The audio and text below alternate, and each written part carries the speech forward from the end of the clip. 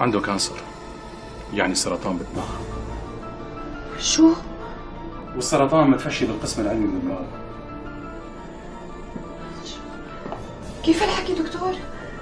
طيب ما فينا نعمل عمل جراحي نستقصهم ونخلص من القصة؟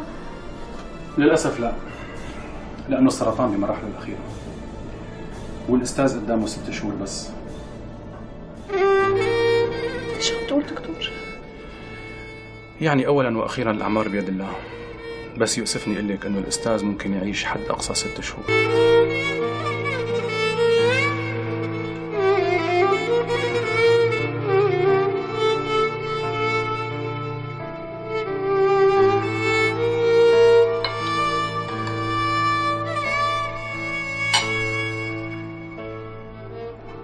شبك ليش ما عم تاكلي؟ مالي نفس. خير شو صاير معك ليش؟ ما صاير معي شيء، بس قصة ورد ما عم تروح من بالي.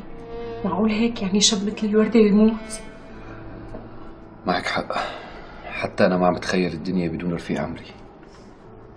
طيب كل هالعلم والحضارة ما قدروا يلاقوا دواء لهالمرض؟ ولا حتى قربوا من علاجه، بالعكس التطور والعلم والحضارة والتكنولوجيا زادوا نسبة المرض بشكل كبير.